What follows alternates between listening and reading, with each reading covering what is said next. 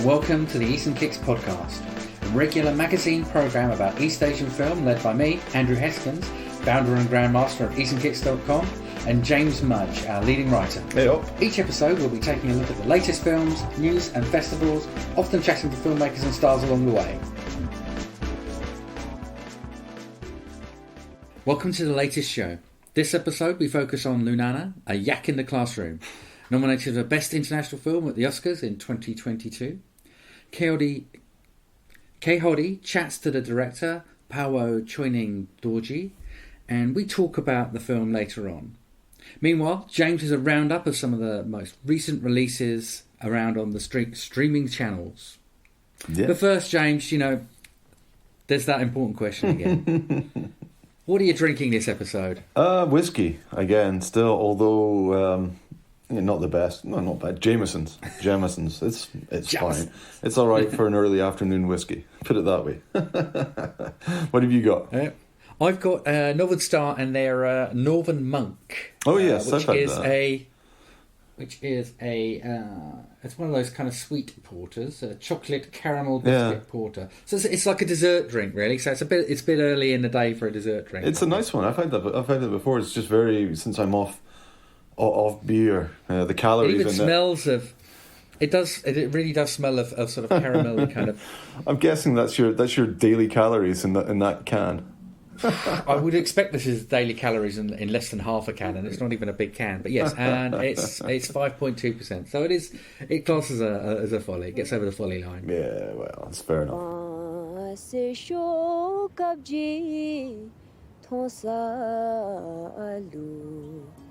Lunana gi lobda di ngachi gi gya khab gi madowa zamling gya khab sugi lobda sugi tele thazugi lobda chi chigi ngachi shiri lenka da chika la be di be lo shi ya sono te ya Lunana le lebe chi go be ngachi na lenka na lo yigo chi lide agi lab china pese ti tenga tengore me na se diwa chi gi luji mama besina chara ya so.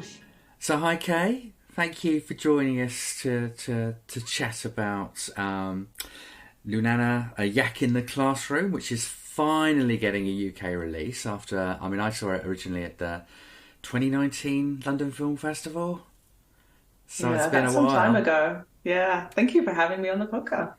No problem at all. And we'll be going into the interview you did with the director, Pawo Choyning Dorji, in a minute. But I think if you can kind of give us a bit of context of what the film's about, and anything people might need to know going into the interview, the chat you had with him. Basically, the film covers about a teacher in Bhutan who has dreams of going to Australia to be a singer, but he has to fulfill the rest of his government contract before he's allowed to leave, and they send him to the most remote village possible, which has no electricity, no running water. It's the absolute basics in the remote far mountains where you can't. Electricity is even very sporadic and dependent on the environment. So, and it's all about the context for the movie is the idea that a lot of people in Bhutan, now that they have contact with the outside world because they were quite delayed in getting TV and internet, they look for their happiness externally. And Bhutan is a nation that is looking for gross national happiness rather than profit or productivity. I remember they use that expression quite a lot in the film. They do. Yeah. And it's about the fact that he's looking externally for this happiness, but being sent to the mountains to pretty much how Bhutan used to be. It's almost reconnecting with the happiness that he should be looking for.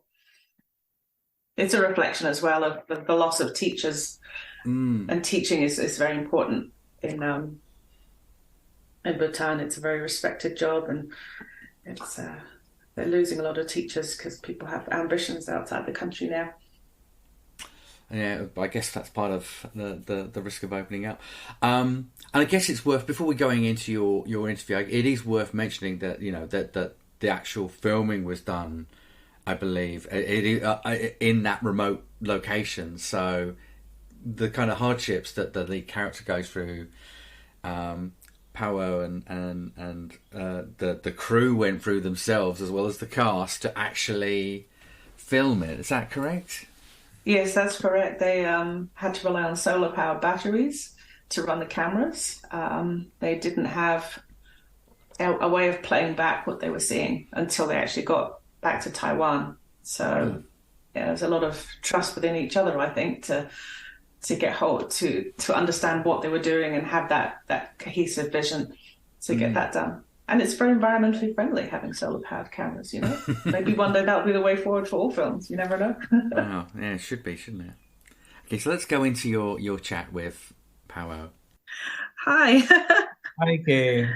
Hi. So you know a little Bhutanese? I learned to say hello just to make sure I was going to greet you properly. And as well, like learning a little bit of the language helps a little bit when you're watching the film. The feel of the language in your mouth can really help with culture. So, so thank you very much for doing an interview with us. I hope you're not too tired about talking about the film because it's been around for a couple of years now. So, one thing I see is that I actually really enjoyed your TED talk where you described yourself as not as a photographer but a writer of light. Oh, that was a very long time ago. Yeah. And I was just wondering how your photography has influenced your approach to visualizing the Lunana story. Kay, I never studied photography.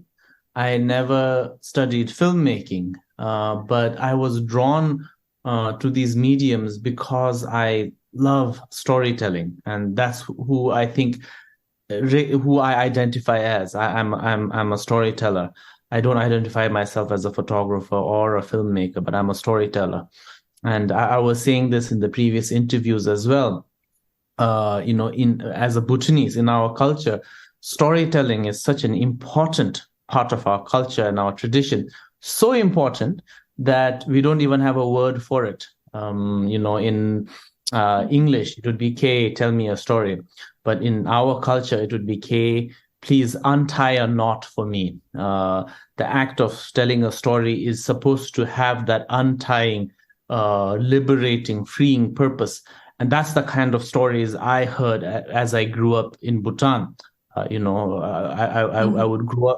grew up in my grandfather's kitchen, hearing stories that were told for untying knots.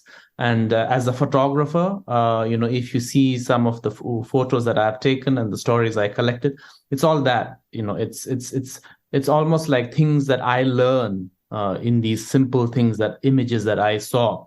And Lunana, a Yak in the Classroom is actually coming together of many images and many stories that I captured as a photographer. I had collected so many stories. Every scene of the movie is actually a photograph and a story I had collected. And then eventually I thought, what if all these images became moving pictures and it became one story? And that's how the idea of the movie came together. The father and daughter, the barefoot scene. The red boots against the that was really beautiful. I'll send you that actual photo. I was trekking in really remote Bhutan. It was raining. It was wet outside, cold, and I went into this yak herding tent, and then this yak herder gave me warm yak milk, and I remember drinking it, and I was drenched. And I looked over, and he was barefoot. And his feet were all cracked and it had all callus all over, and he was just walking over ice and rocks. And I was wondering, and I asked him, I was like, you don't have shoes? And he said, I spend my money on some things that are more important. And right then his daughter came over and she was wearing these little red rain boots. And then I took a photo of that. And then that image stuck on with me. Every time I looked at it, it inspired me to be a better father. I think there are many things we take for granted. And then finally, when I decided to make a movie, I thought, okay, I have to incorporate this story somewhere. Same thing with the melting glaciers, even the yak in the classroom. I met a teacher and he told me about how he taught in a school like Lunana. And he told me about how he had to climb up the mountain to collect yak dung every day. He got so tired, so he caught a yak and tied it in the classroom, and then he talked in the classroom with the yak.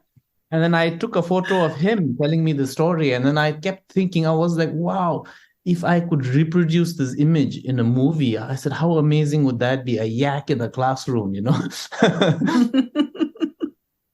Yeah, there's actually a lot of symbolism, isn't there, in the story with the Bhutan mythology and current social issues and your own Buddhist beliefs.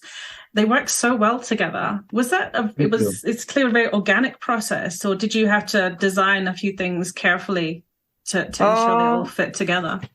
Well, it's when you have different inspirations coming together, I think it became like a good equation, you know. And then, of course, once you get up to Lunana, something that that I think that is difficult to do in Bhutan is that our film industry is so small. We have no professional actors. So many times when I write a script, I actually write a script and I'll be really excited with how the scene plays out. And at the end, I'm like, wow, I just wrote a really incredible scene. And then I'm left wondering, where will I find actors who can perform this scene in Bhutan? And then that's the reality check, you know. And then I have to be like, oh no, I have to go delete it and then rewrite it in a way where I feel like the non-professional actors will be able to deliver it. So with Lunana as well, I wrote the script, but I was very lucky because when I casted different people, they all kind of fit the role. And then what I did was, because to make the film in Lunana, I had to wait for almost a year because of the weather and because we were relying on the sun. So, you know, I had a lot of time with our actors.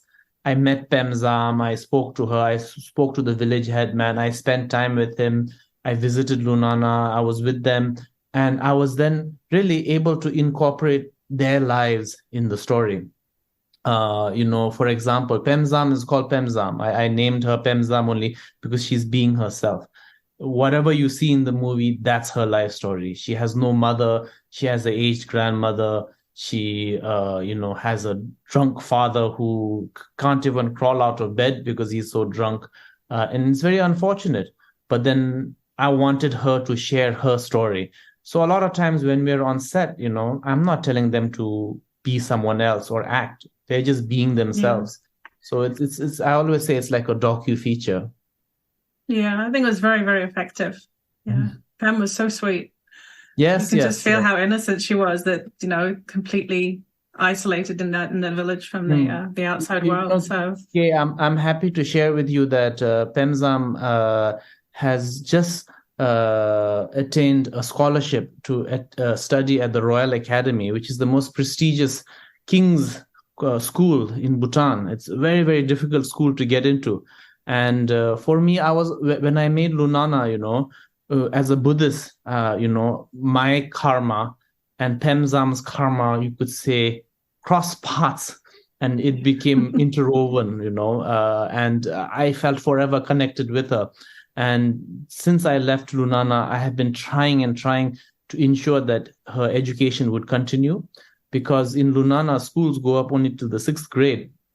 And after 6th grade, they drop out and they become farmers and yak herders, and that's the end.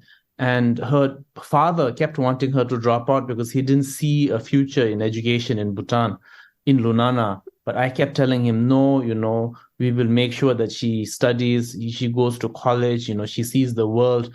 But then her father kept saying, oh, no, that's just dreams. You know, there's no way she'd be able to do that.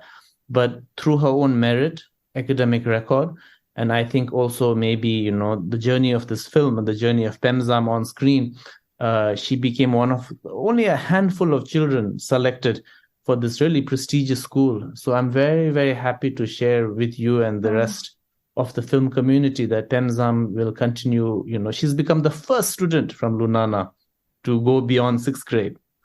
Oh, that's fantastic news. That's fantastic news. That makes me happy too. Does this mean have you actually been back since the film has been made? Because I know you were having problems with the pandemic to take it back to show them themselves on screen. I haven't been able to go to Lunana, because it's a very, very difficult trek to go up. It's very demanding. And of course, once the pandemic hit, just as the film's journey started, then I live in Taiwan, so I was stuck here. I wasn't able to go back. Bhutan had some of the strictest COVID policies and regulations. Like if you come into Bhutan, you have to stay in quarantine for 3 weeks. If every time there was a case, the entire region would go under lockdown. And you have to understand that Lunana is this small, isolated village that is not quite exposed to the outside world. So people were very worried about what the situation could be if they were exposed to the virus. So, but Penzam has come down to join the school. And we have been able to talk on the phone and FaceTime, and she's grown up now. But still she has the same charm. Oh, that's lovely. I was wondering as well, how was the film actually funded? Very, very, very. We barely had any money. I invested a little bit of my own money in it. And there's a film, you can see the poster over here called Hema Hema. Yeah. I helped produce that film. And what happened was when that film, it's a very, very art film, you could say, very different from Lunana. So it didn't have many distributors, but it did have one distributor for Hong Kong called Huanxi, and they're also based in London. So, while working on that film, I met them. So I wrote to them, and I said, thank you so much for helping with Hema Hema. I was wondering if you had, a film production department, because I'm trying to make this film. And they were like, sure, send us your script. We'll see what we can do. And I sent it to them, and they were like, oh, okay, we'll help you. How much money do you need? And I said, I don't know. This is my first film. I think around $200,000. And then they were like, oh, that's it? And I was like, yeah. And then they said, okay, fine. This is the money. And then they helped me. And the amazing thing is, they were so offhand that it was really helpful for me as well.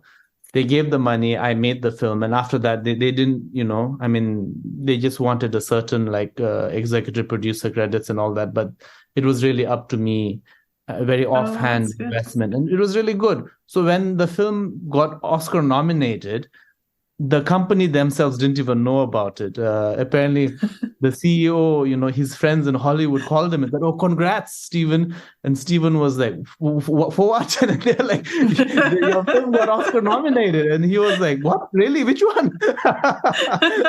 So it came as a big surprise for them. Oh, that's a good surprise. So apparently he had to call his department and be like, hey, is this film ours? But very, very, it was a very small budget. I think, and that's actually what made our, journey even more amazing, is that it's the most unlikely journey a film could have been on. Yeah. You mentioned in the interview you did with Ang Lee that you didn't actually get to see any of the dailies. Yes. And when you brought it back to Taiwan, was the first time you really got to see it. And I work in film post-production, so I'm really keen to know the technical side of how you got it all to work so well together when you had no idea whether the light had changed too much. Well, for us, while we are up there, we had such limited power. We had the solar panels, and the only things the solar panels, the battery was used for was powering, our camera, our sound, and our, this one laptop for dumping our footage, and that's it. And it was really, we had no power for lights. And it was really like shooting in the dark, and we just had to go over the script over and over every day. The script supervisor, myself, our cinematographer, we would sit down every day and really cross-check, if we were missing everything, if making sure we got everything. I had a small monitor, where almost like a hand-sized monitor, where I could watch what was being shot. And that also, what had happened was, towards the middle of the shoot, one of our camera assistants, he tumbled down the mountain, and then that went into the water. So I lost that. So it made it even more difficult. But I think it was just, actually, when we are in difficult situations like that, I think it makes us more meticulous. It makes us more careful. And because we know that we don't have the safety net of having dailies to make sure that everything is there, and we get everything. I think when you have these things, sometimes you become complacent, and then, you end up missing things. But we were aware of the challenge from the beginning, and that made us even more meticulous. And at the end, it, worked out well. Yeah, it's because you've worked with a cinematographer before, haven't you? Yes, on, yes. Hema. Yes, yeah. And actually, even me becoming a director, it's I owe it to him, because we worked on Hema together. And after making Hema, he told me, he was like, Pawo, you are an amazing storyteller. You should really get into writing and directing your own film. And at that time, I thought, film is definitely something that I'm not really that interested in. And I just, I was like, I'll think about it. But it was really, his persistence that made me consider it. And now, it's come to this now. Yeah, that's excellent.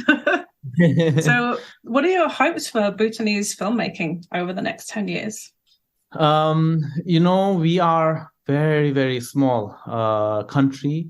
Our film industry is very small. I think we are lucky if we make a film of this, of international level film every 4 to 5 years. But because we are so small, it's because we don't really have an audience, And I have always said this: what is an artist if there is no audience to appreciate what the artist is creating? The artist gets inspired to create more by the recognition and by the support of the audience. And I think journeys of films like Lunana, from the world's most remote classroom to the Oscars, it inspires, it inspires the struggling filmmakers that, hey, if you put your heart to it and if you tell a story that is coming from your heart, it can travel. And I always say this, the journey of Lunana gives inspiration not only to Bhutanese filmmakers, but to all, small filmmakers, struggling filmmakers who are wondering, hey, I'm making this film. Is anyone even going to watch it? Because, when I made this film, I didn't think that it would go beyond Bhutan. I had no expectations for how it has been received and the journey it has been on. I just, made a film to tell the story of Bhutan. And I think, it's the journey of Lunana and the journey of other independent films from Bhutan that have gone beyond Bhutan. It only inspires us to dares us to dream and dares us to think that, it can happen, we can do it. And hopefully more people will untie knots. Yes, I hope so too. Yeah. Actually, okay, the thing is, there are, as I was saying earlier, storytelling is a rich tradition in Bhutan. So there are amazing stories that Bhutan can share with the world. It's a very, very special country. Like just with the Buddhist values, there's so much we can share. Yeah. No, I'm definitely looking forward to hunting down some more Bhutanese film if I can. Trying not to do it illegally, obviously, because it's hard to get hold of. It's like what people resort to. So hopefully that your film has sort of like put Bhutan a bit more on the world stage, that people will start taking a greater interest. I'm used to working on like big budget movies because I work at Weather FX in New Zealand. So I'm working on like superhero movies, and I'm always really drawn to simpler stories like Lunana, because I think they resonate more with the human side of things. Yes. Actually, even with Lunana, I was really inspired a lot by the older Chinese films, older Japanese films that are, about simple stories. I was really inspired by the earlier works of Zhang Yimou, Not One Less, The Road Home. And there's this beautiful Chinese film called Postman in the Mountains. Films of Koredas. These are the stories that really inspire me, that from such simple story you can send across such a universal human story that inspires people. Yes. Zhang Yimou is one of my favorite Chinese directors. I saw 1 Second at the film festival, the one with the small, that's such a wonderful story about cinema, and it's just so simple. Yes, as well. Yeah. And you've mentioned Not One Less and The Road Home, 2 favorites of mine, and Koreeda as well. So I can see why I liked your film so much. Koreeda has been such a big inspiration for me, and again, when you are a struggling filmmaker in a country like Bhutan, how do you have access to films like his, right? So sometimes you have to do the illegal means. And a couple of years ago, I had the honor of sitting with him in Toronto Film Festival, and we were sitting over at dinner, and then I was so excited to see him, and I was like, Director Koreeda, I'm such a big fan of yours, and I was telling him all his movies and how I enjoyed them, and he was like, how do you get to watch my films in Bhutan? It's an awkward question. I was like, we find a way. But see, the thing is, those are the films that inspired me to make my own film, and I'm very grateful to them. Yes, I think because one of the themes of the search for happiness is something that is very universal, that people can relate to no matter where you are in the globe. Yes, Kay, even with Lunana's story, I always tell people that this is it's a diverse cinematic experience. Here you are watching a film in the language that, many people have never heard of, a language that was solely created for the sole purpose of spreading the teachings of the Buddha.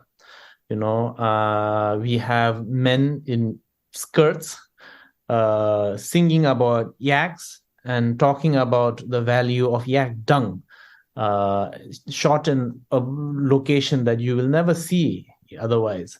That I have never seen myself as a Bhutanese. So it's very diverse. But I think what is universal about it is the story. We all, as human beings, whatever we do, we are on this journey of seeking happiness, seeking a sense of belongingness. We do it in different ways. Brits have their way of doing it. Bhutanese have their ways of doing it. People in New Zealand have their way of doing it. But we are all on this common journey of seeking happiness and security and where we belong. That's what drives us every day. And this movie was about that. In a very diverse way, we have tried to present that universal human story. And I think the journey of the film coming out right at the start of the pandemic, it kind of propelled the film forward because, it came out at a time where everyone was told to fear one another, to distrust one another, to put up barriers, and to have this, suspicion. What could this person be bringing us, And when that loneliness was there, I think this film came out and presented this story that was a celebration of humanity, and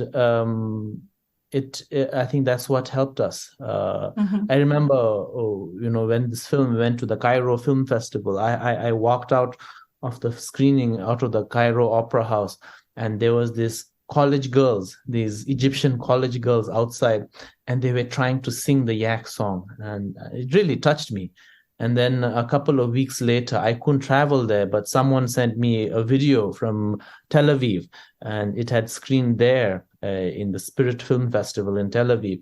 And then there were these Jewish audience, again, trying to sing the yak song. And I felt so touched at that time, how a small, and then, Kay, I purposely put the yak song because this is a very important song in our culture that our own youth are forgetting about. And I'm trying to make it more relevant, make it cool for the youth, and here we have the Muslims and the Jews trying to sing this forgotten yak song from the Himalayas. And I thought that was very beautiful. And that inspired me. That inspired me to try and make more films and try and share my culture with the rest of the world. Yeah, because music's quite a strong theme as well that connects people and opens up people's hearts as well. Exactly. So yeah, as they say, it's a universal language, right? It is definitely. Yeah. Yeah, no, because I personally related a lot because I'm originally from the UK and I came out to New Zealand to look for my happiness here. So, and I teach within my job too. So I related to a fair number of the themes that came up. So, wonderful. I wasn't a reluctant migratory person. I wasn't dragged here against my will. I don't think that's possible with New Zealand. So is there something you're working on currently that you're allowed to talk about, or? Yes. I'm currently working on the post-production of my second film, which is called 4 Days to Full Moon. It's very different from Lunana. I see it as a challenge. I want to try and challenge myself with different kinds of films. So this one is a little bit more, you could say, on the comedy side. And it's got multiple storylines, and it deals with the opening up of Bhutan in the mid-2000s. Bhutan has had an incredible journey where, we were the last country to connect to the internet. We were the last country to connect to the television. I think we are the only country in the world that became a democracy against the people's wishes. People wanted the king to stay in power, but the king was like, listen, we need to adapt. We need to change with the rest of the world. So I'm going to resign, and then we're going to have something called democracy. And everyone was like, no, we don't want that. But that happened. And I think that's a story that's worthy of sharing with the rest of the world, because we live in a world where, children have grown up with television, children have grown up with internet. And for there to be democracy, there's always war, there's always revolution, there's always bloodshed. And in Bhutan, it wasn't like that. Overnight, when TVs were allowed in Bhutan, the yak herders started selling their yaks to buy TV sets. And overnight, the pictures of the Buddhas were replaced with David Beckham, people were like that. So I think as a storyteller, it's my responsibility to capture this story and to keep it as a visual reference for the future generations of Bhutanese. Yes, this is a good way of preserving. Because the film was set in 2006 or 2008? If I remember the calendar on the 2007. 2007. Yeah. So what I've done is I've taken, of course, television, internet, democracy. It came at different times. But I've taken the creative liberty to try and keep it as one change that came together. Yeah. No, there was definitely a lot I could relate to. So when he was having dinner and was constantly on the phone texting, whilst the other person was, Michin and Lunana was trying to talk to him. And that. So it was just the amount of times I've sat somewhere and someone's been on the phone just not paying attention to what's going on. It's little things like that were very relatable. Thank you so much for talking to me for this length of time. Okay, really enjoyed the conversation. All right. Thank you so much for covering our film. Okay, bye-bye. Bye. Alhamdulillah kayo po. Jamla lebe. Jile lebe gila mazuru tu besnongna. Machi Lunana gi misi soda marakatule lebe chemale suila.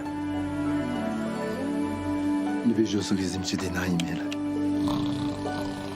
Lebe chapsadi pachi kayu. Machi lobdo de biila. Ya na khishbu. So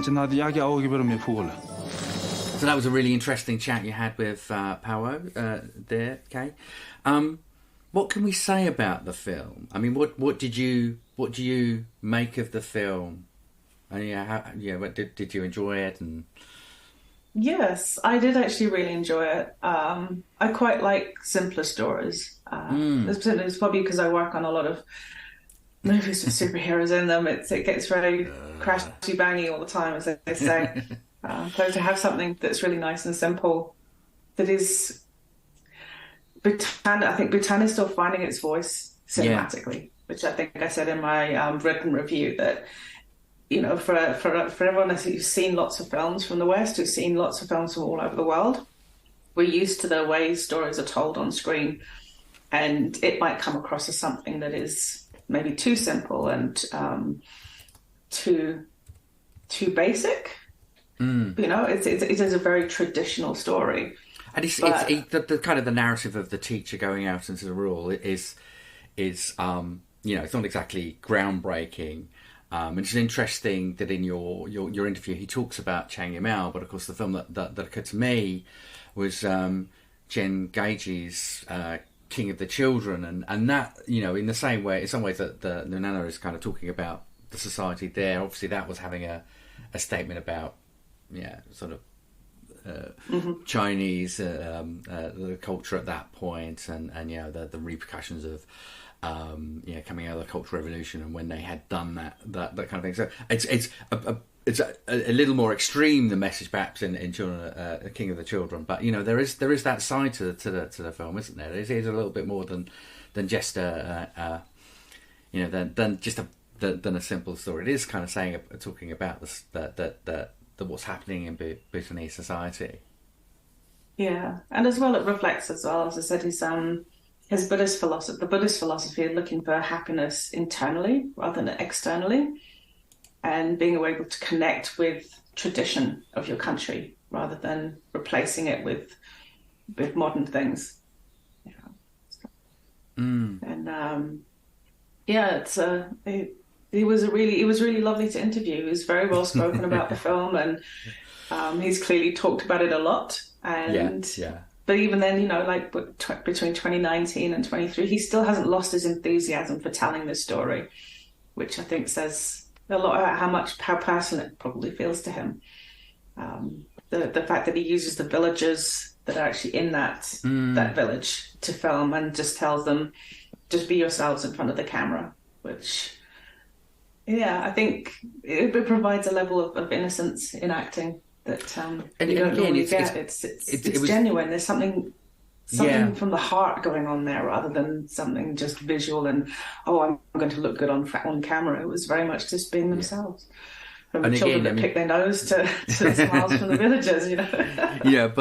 Again, you when you talk about, you know, when we're having that chat about Chang Yimou, and he mentions Not One Less, of course, which is another film where Chang Yimou got real children and real people to actually perform in it in the same way that you get that from people like Ken Loach and stuff like that. It's a very genuine, when you get the right level of it, and it's either it gets past the awkwardness, or sometimes that awkwardness can be quite useful, because actually that's a bit more genuine to real life than people who are just, you know, perfectly well spoken and know their lines exactly. In real life we don't, you know. It's interesting. But the landscape as well of Bhutan is very beautiful.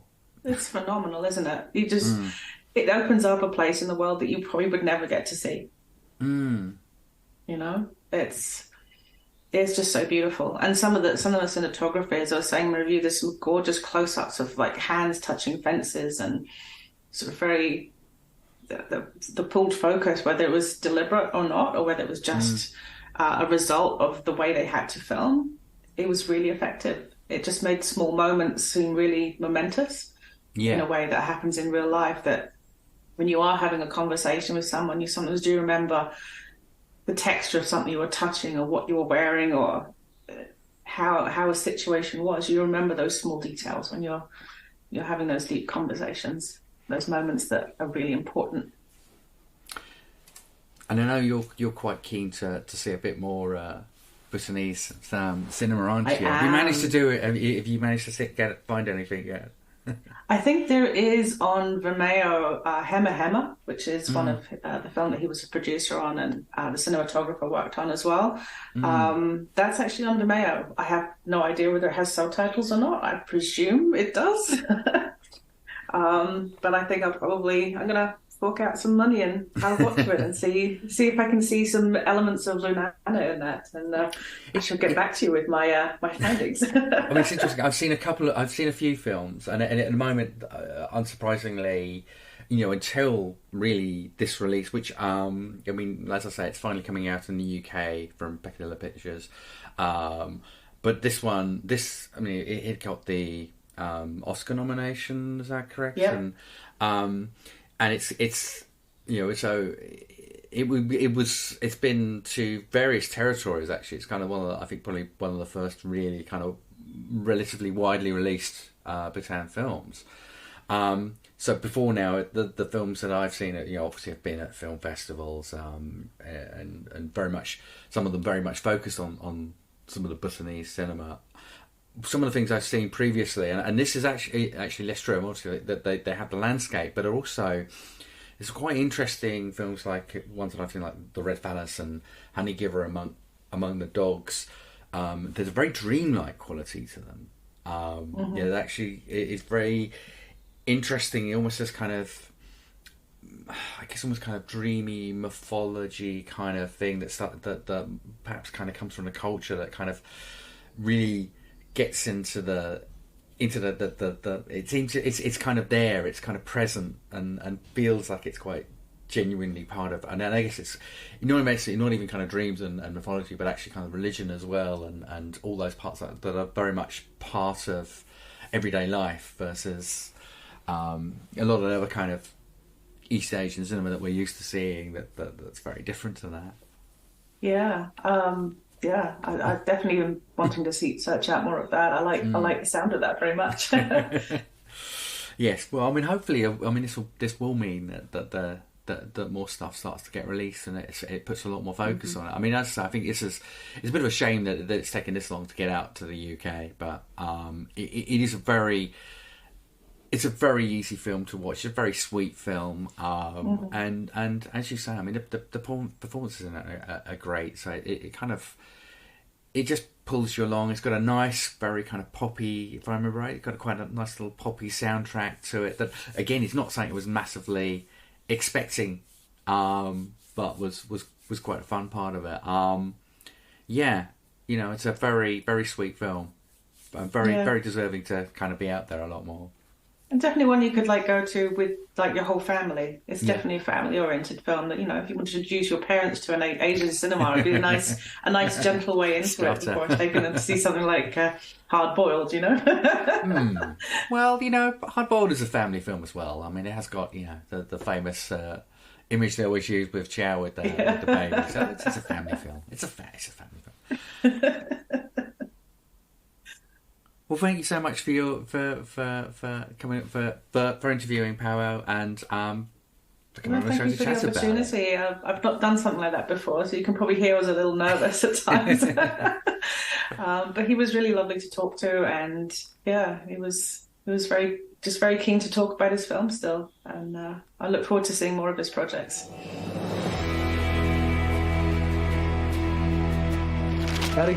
Good morning, Nobu. Good morning, Nobu.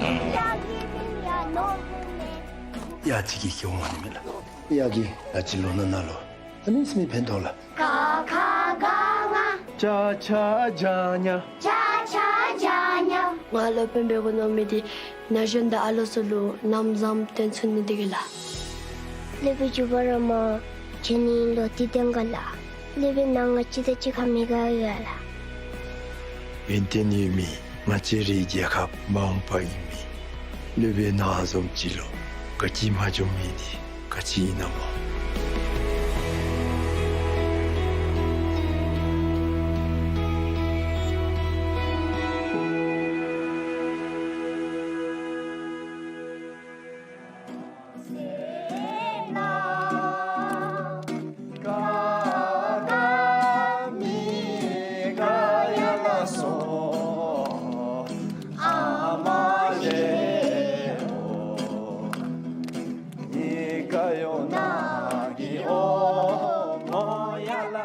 So, James, it's time for something we haven't done for quite a while, which is our easternKicks picks, a roundup of kind of...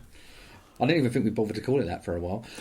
Just roundup of stuff that's around on the streaming services, and but I think it's something which lends itself to not being a regular feature, because we go through very, very long periods of nothing turning up, and then suddenly stuff turning up. So I think it's better to do it. It's the buses, isn't it? So the damn buses. Exactly. They're getting worse all the time as well. They're getting worse all the time, and I'll preface it by saying, there's nothing from Amazon, because the Amazon search function is just non-existent. To even try and find anything is just useless. So try and find something as niche as Chinese film, Korean film, Japanese film, anything like that. Forget it. It just returns absolutely nonsensical results. So there may or may not be stuff on Amazon. I don't know. But yeah, we'll start off. I think there is stuff on Amazon, but we will never find it, or it'll pop up, and then we'll go, oh, that's interesting, and then by the time we go to look for it again, we'll have forgotten what we were looking for. Or it will be a dodgy, upload with somebody's. Well, that's the other thing. Yes. So I don't really. No, I can't really be having with Amazon stuff. So yeah, I'll start off by just saying that. Yeah, good luck if you find anything on Amazon. You can let us know on social media, and we'll see if we can find it. Okay, but Shudder. Shudder's actually got quite a few things. They've been on there for a couple of months, but they do have a bunch of old Japanese 1960s like yokai films, like Spook Warfare, 100 Monsters, along with Ghosts, The Snake Girl and the Silverhead Witch. I've not watched any of them. I mean, that's not massively my thing. Those sort of older, those older sort of Japanese ghost films, because they're not really horror films. They're not quite, kaiju films, but they're, I don't know, not creature. I don't know what I'd call them really. I mean, I understand that they've probably got some interesting sort of mythologies in them, and everything like that. And obviously they've been still popular enough for people to remake some of them, like the Great Yokai War and all those type of films. Tag back to those, but I'm not massively into that sort of older 1960s. Stuff. Maybe one day I suddenly will be, but but it's good. It's nice to see them on there. More recent stuff that's been added is old. Always pops up somewhere. Bloody Muscle Bodybuilder in Hell. That was on Amazon for a while, definitely. Now it's turned up on Shudder, and I mean, fair play to me. Our old pals Terracotta released it in the UK, and it's turned up in a bunch of places since, and it's pretty fun. 60-odd minutes or something? Yeah, it's not long. It's a sort of pretty... Well, no, I mean, regular listeners will know that is it's truly a compliment from us. Oh, absolutely. Yeah. Other listeners may not be so enchanted by a film that's below the Korean average. Yes, well, quite. But it's a pretty fun... I haven't seen it since they originally put out Terracotta, but I remember it's pretty good. Just a cheap, fun Japanese knockoff of the Evil Dead before you got into that, whole Sushi Typhoon, Tokyo Gore Police waves of that kind of gore. So it's another heavy gore one, but pretty stupid in a funny way. So yeah, it's worth checking out if you haven't seen it. Satan Slaves, the sequel, which sometimes goes as Satan Slaves 2, sometimes goes as Satan Slaves Communion? Yeah. Which I thought was pretty good. I mean, I like a lot of those films. And it's still got a lot of the Indonesian horrors on the show. Yeah. I mean, as a platform, do you think it's... Because I do find it, there's a... I want to use a word like bewildering, but there are so many choices now. So many companies have gone down this line of having their own streaming platform. Obviously, Soda has been there for a while now. It's not one of the bigger companies like your Paramounts or whatever that have tried to make a name for themselves. But do you think it's still kind of providing value for... It is, and it's... Value for streamers? Yeah, because it's cheap. It's only $5 a month, Shudder, and it's got a pretty decent catalogue. But what's annoying about Shudder is... I don't know, because the internet here is a bit stupid, or in one of the houses I go, I was magically transported onto the US version of Shudder for about 2 months recently, and there's way more stuff on there. And way more interesting stuff. The only criticism... I mean, I think Shudder's good for the price. As long... you still get a reasonable number of films added every month, maybe about 15, 20 films a month. Well, maybe 10 to 20 films. Some are slower, but... They do have a few like Shudder exclusives and stuff where they're actually buying films and getting into some production. And the only problem is just that quite a lot of their stuff tends to then be on Amazon Prime as well, or to turn up on Amazon Prime slightly later. So it's a, if you've got Amazon Prime and you've got the other streamers, then there's a bit of double dipping between them. But no, I'm happy to have Shudder. I'm not diving into any of the others like Paramount Plus or all these other TV ones, or these other streamer channel ones. Like as you say, there's so many of them now. It's just too much and too confusing at this stage. And they're all about, Shudder's a $5. Most of the others come in just under £10 a month or so. So you could end up having a good 50-60 quid a month if you're getting all the main ones at least anyway. So it's just getting a bit silly with the amount of them are out there, and even just then searching or tracking down what's on them or not on them. No. no, life's too short for that, man. But Shudder's also, they added Lady Vengeance, which it's an interesting choice, I guess. I mean, it's not a horror film, but then Shudder has a fairly loose definition of horror. I think we said before, they've got that horrific Hong Kong film Trevisia on there still, so that's... I'm not quite sure how I mean, at least Lady Vengeance is murderous and it's got serial killery stuff in it. So, okay, I give it a pass. But Trevisia? That's a tough one. Particularly kind of violent. No, it's not even really it's more like a socially drama type of one. Yeah. It's good. I'm nothing against it, but it's not horror at all. That's fine. Never mind. But the most recent ones they've added is The Witch and The Witch Part 2, the other one, which are both really good, and both surprisingly gory films. They're quite. The second one, it's fallen kind of a bit below the radar. I think the releasing's been a bit confused on all territories. I think definitely. No, I completely agree. And the titling just doesn't help. Either, because the Witch is getting called The Witch here, but it wasn't. What was it called? The Witch Subversion, or The Witch Part 1 Subversion. So it just makes it's a stupid name, and a very long name as well, and confuses people. And now the fact, if you call something Part 1 and then the other one just doesn't appear until ages later, people most people might not even bother watching Part 1 when they couldn't find a Part 2, and now there's a Part 2 with an equally stupid name. A stupid English name. Let's just say that. I'm sure maybe the Korean name makes a lot more sense, but they're good. They're good films, and I agree. They've gone kind of under the radar, which is a bit of a shame, because they're, like that recent new Project Wolf Hunting. These are pretty crazy, very gory. They don't make too much sense or anything, but they're a lot more fun. Which is not a word I generally associate with a lot of Korean cinema, or the Korean cinema we get over here.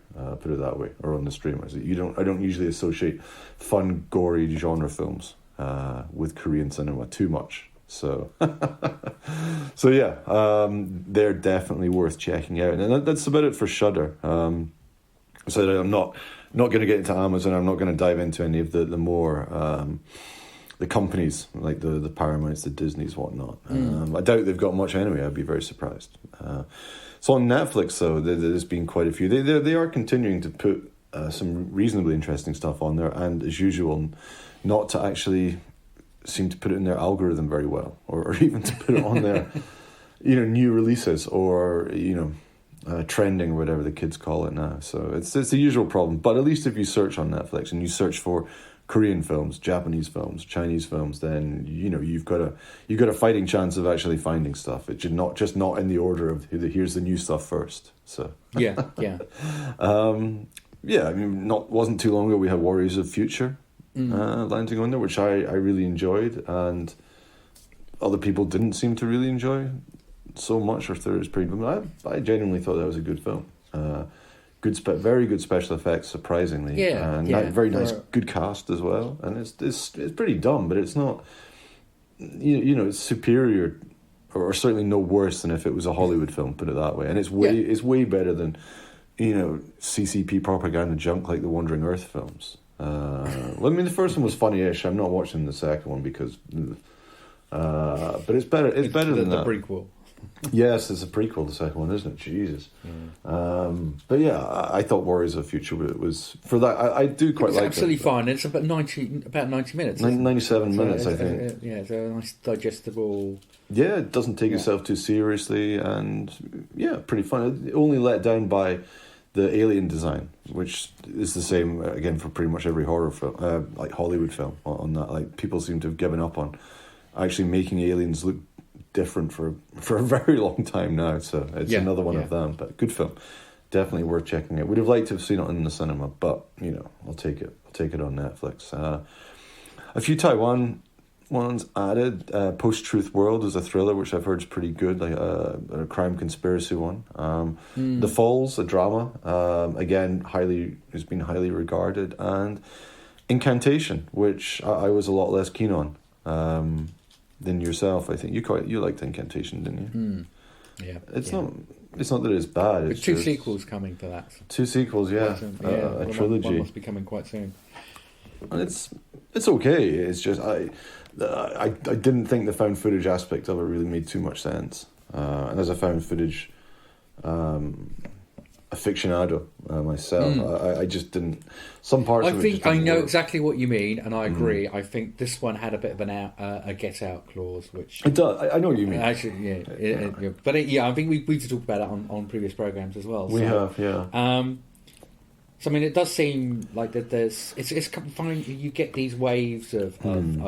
It feels like there's sort of waves of different pushes. So we've definitely had a push for a lot more Japanese content on Netflix over the last couple of months, and for Korean content as well, haven't we? We have, and I would say that I'm not diving into the series because I mean they're adding lots and lots of series as well, especially from Korea, and it's, I mean, without besmirching it, it's just saying it's lots of K drama and romance and sort of K-pop looking floppy haired guys and girls who just stare at them intently by the look of it, or sort of slightly quirky romances. So it's fair enough. It's just not my thing, and I wouldn't.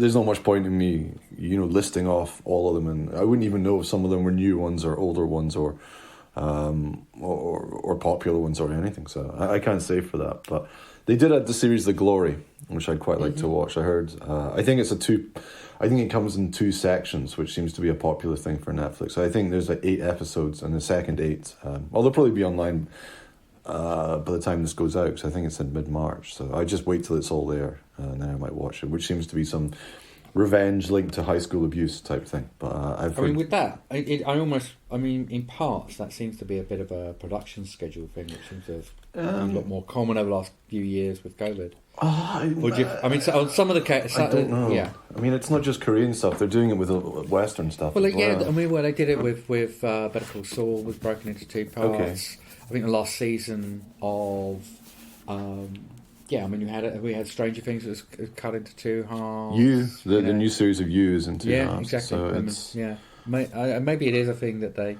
Maybe I don't know. I don't know. I don't know who would look at that and go, okay, well, I'm so desperate to watch this that I'll watch this, and then. Yeah. Personally, I'd rather just wait till it's all there so I can watch it at my own pace rather than think, how long have I got to wait now? Oh, no. Well, it's not. At least it's not as bad as Amazon, which is weekly for stuff like that. I mean, I still haven't watched the end of that Lord of the Rings one, not because I didn't like it, just because I got really bored waiting week after week after week, and then by the time it was all finished, then there's a ton of other new stuff to watch. So. I really don't like, and in fact, I get really annoyed by the weekly model and why they've switched to. Why they've switched? I'm sure they've got their reasons, but it's trying to. I guess it's a way to kind of drip feed. I mean, this is kind of a more general conversation, not really about kind of Asian products and content, but it's a way to kind of drip feed the you're going to get more hits at the sort of the media. Yeah, I think so. In terms of reviews and so on, if you kind of drip feed it bit by bit, than if you're doing. And I think as well that in one batch. Yeah, but then also that doesn't say that what that says is you don't have a lot of confidence in in the products. But maybe it is to get out there. But maybe as well that just ties into the fact that as I've just said about Lord of the Rings, that people's attention spans are much less than they used to be. So I don't know. It's interesting. I don't really know the answer, but doing it in 2 parts, even if they're like a few weeks apart, and you have a break in the middle, then that's way preferable to the weekly thing. The weekly thing just it's whatever their reasons are for it. For a viewer, it just seems like going back to the time, and because people put, whether it's reviews or anything now, it will be the headline of the review, the headline on the social media post will be, spoiler, this guy dies in the episode. And so actually avoiding stuff is really hard. And that's the other thing I really dislike about it. It's very hard now to actually get all the way to last, like, say, 10 weeks. I know, you basically, if there's something you want to watch, you have to just basically, whenever you even see... if it even comes anywhere near to your into your kind of your news feeds and social feeds, you have to just close your eyes and hide it so that you don't see anything that spoils the plotline. Oh well, never mind. Moving. It's exhausting. It is exhausting. Okay, so Japanese films. There's a few. I did Re/Member, which I fell asleep halfway through. I haven't watched the rest of it. It was pretty poor. I mean, I love that kind of film. It's another sort of like Deadly Time Loop type of film, Happy Death Day or whatever. But it's just it was just very shrill and teen, So maybe it's fair enough. Maybe it's just for a younger audience. But it was certainly listed up as if it was like a horror, proper horror film and everything. It's definitely one of those, those kind of like little trailer says kind of gives that impression as well. And it's. I mean, from what I saw of it before I fell asleep, it was very shrill. A lot of. When you just get the sort of improbable, idle-looking, school kids, everything like that, and shouting a lot, bickering, and nothing much happening, nothing very threatening. So, no, didn't like that. A couple of action films, Hell Dogs and The Violence Action, which seem to be very much in that usual genre of both Yakuza and Assassins. Clunky title. Yeah, it does. I had to double check it. It's not even the violent action, which would kind of make sense. The violence action doesn't make sense, but maybe it's on purpose because it gets into your head because it doesn't make sense. I don't know. But they look pretty interesting enough, pretty standard, high enough production values. So if you're into your action, you can check them out and you can let us know if they're any good or worth it. And the other thing to mention is, we covered it in depth, the Junji Ito anime being on there as well, which we've talked about on our last podcast. So if you want to find out what we thought about it, you can find out there. Yeah, not going to spoil it here. So go listen to the other one for a very fantastic chat about it.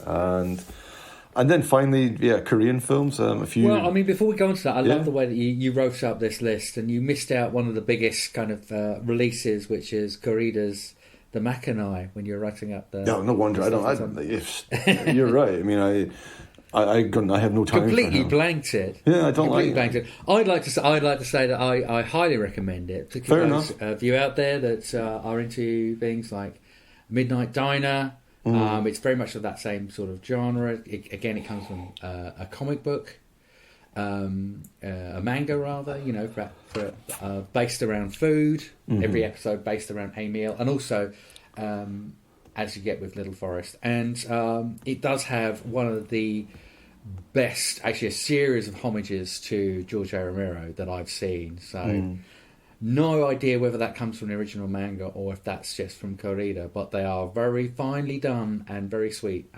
So that in itself is a recommendation from me.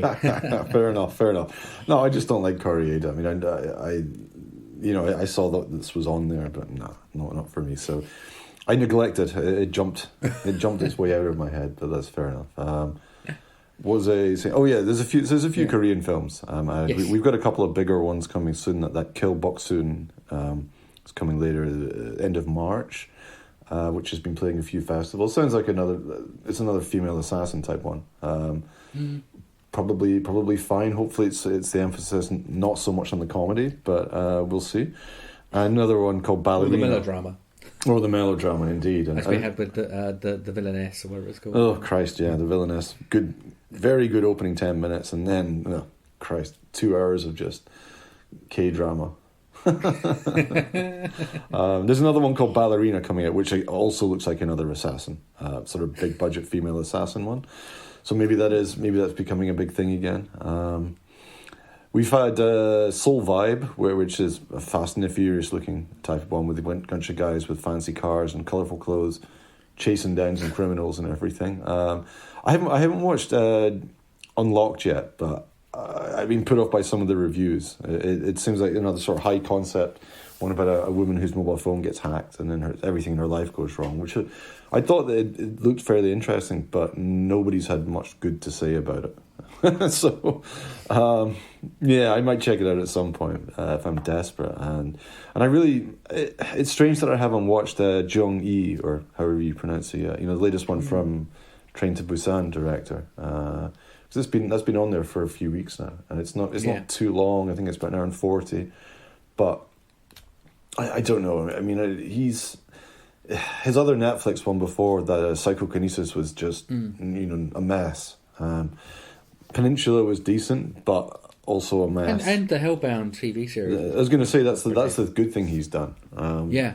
But apart from that, and this, it's a weird one, this Jungie, just going by it, because part of it seems to be putting itself. They're pitching it as a sort of proper sci-fi action film and everything, but there's something about it which makes me think it's a family. It's more like a family film with his, because sometimes his sense of humor. So in stuff like Psychokinesis and everything like that, you get a bit of some more childish stuff coming out, and it's only 12 rated, and it's about some housewife or mother whose body gets used to become like an ultimate cyborg fighting machine in the future, as far as I can tell, but seems to then still have memories of her kid. I don't know. I should watch it even just to write about it, because very few people seem to have written about it or actually mentioned it anywhere, which doesn't necessarily bode very well. So I should probably be one of the ones who actually takes the dive in there to see what it's like. But because he's still one of the bigger names, so I'm surprised there's not been much chat or fuss on it. Maybe it was, I don't know the history, but maybe it was one that was made for TV in Korea and came to Netflix like that rather than a big, a sort of big proper full on film for release. I'm not sure, but yeah, that's it. I mean, there's quite a few, but then it's not really that many if you think it has been a good few months since we last did one of these. So it's not really. I mean, I think we definitely haven't done one this year, so it's not really very much across Shudder and Netflix. I'm pretty sure there's nothing on Amazon. I did look, but I'm just. Just saying that just because I couldn't find it doesn't mean it wasn't there. I mean, for UK listeners, I mean, there's some weird stuff out there as well. So if you don't mind watching a few adverts, there's quite a lot of stuff on ITVX, the new version of ITV Hub. I didn't. Well, ITVX. So there's adverts in the middle of things, like it's sort of. Basically, you get adverts that sort of various stuff, but they've got lots of what looks like Studio Canal. Right. Okay. So they've got, some ones that actually didn't even make it to sort of home media, like The Merciless. Oh, right. And The Shameless, which is actually a really good film. Yeah. But just sort of stuck out there on, and they've also, I think they've got The Admiral War and Currents on there, because of course that's a Studio Canal release in the UK. Yeah. The Suspect. Yes. Also got some other stuff, and I don't know who it was Studio Canal anymore, but remember that Japanese film, Goemon? Yeah, Goemon. Yeah. From a while back, so it's worth a.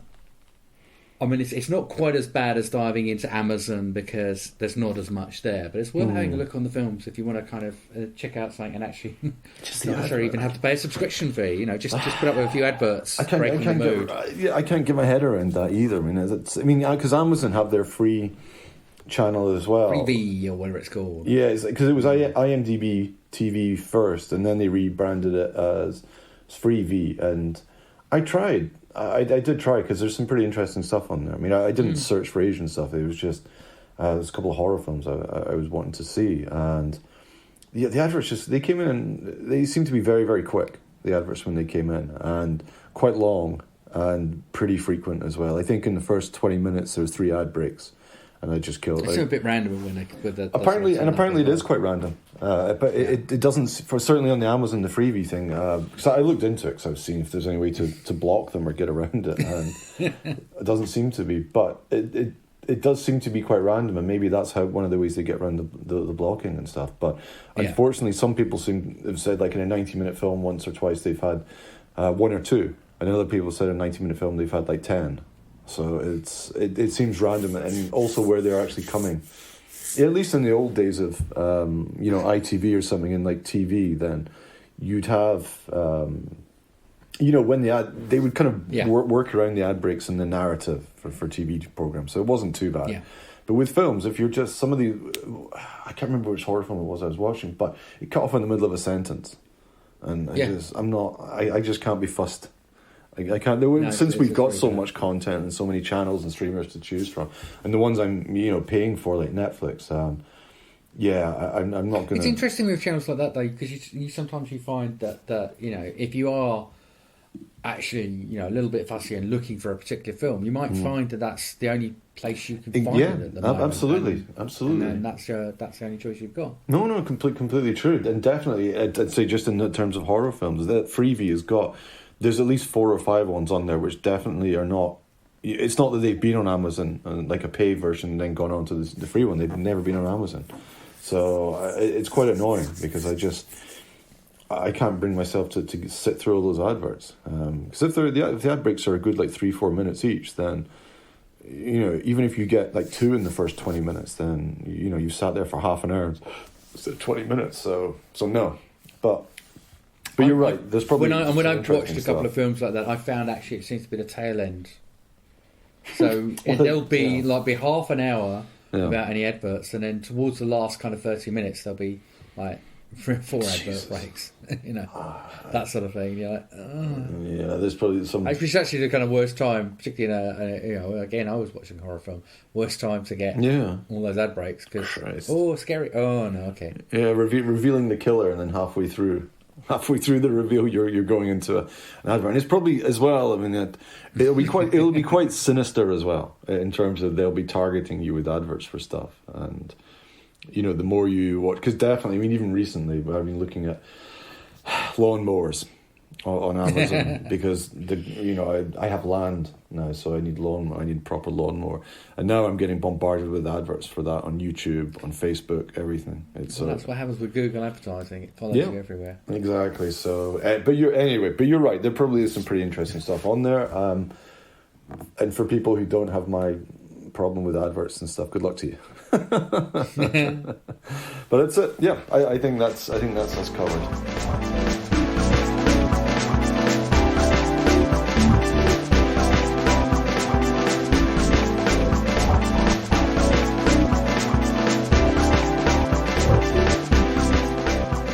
So that's it for now. Don't forget you can find all of our previous episodes on Apple, Amazon Music, Spotify, Google, or wherever you get your podcasts.